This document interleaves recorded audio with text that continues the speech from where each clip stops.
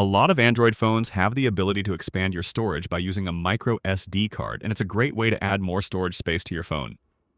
Most phones will either have a shared tray for both the SIM card and SD card, like this Samsung Galaxy phone here. On some phones, you might have a dedicated SD card slot, although those are less common. On most phones, you'll have this pin-ejected tray. It sits flush with the phone, and you'll need a tiny pin to push it open. Usually you'll get a pin tool with your phone, but if you've lost yours, you can use a needle or a paper clip to do this. I'll push the pin in, and it pops the tray out. Then carefully pull it out. My phone has a shared hybrid tray that can hold either 2 SIM cards or 1 SIM card and 1 SD card. I haven't installed my SIM card yet, which is why that side is empty.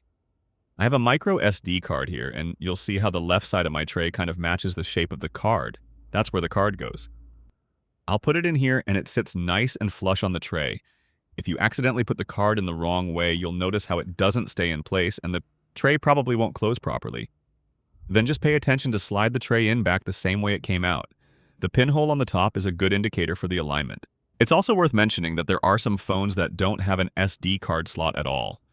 For example, a lot of flagship models like the Galaxy S series or Pixel phones don't have it, so you're limited to whatever internal storage your phone came with.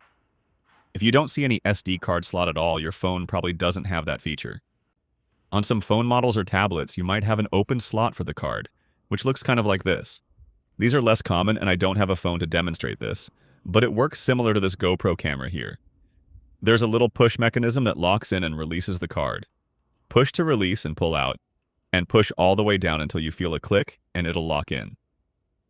Once you have the card in, you can use your settings to move existing files and apps to the card, or configure your apps to save files to the SD card.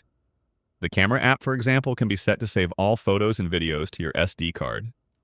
I have a separate video showing how to move your apps to the card, and I'll link that video below if you're interested.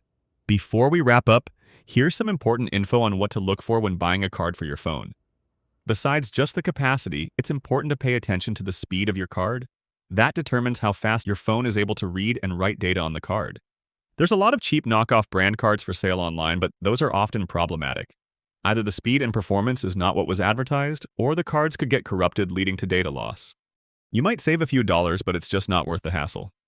Make sure to buy a card from a reputable brand like SanDisk. Even the best quality cards are pretty inexpensive these days. And there you have it.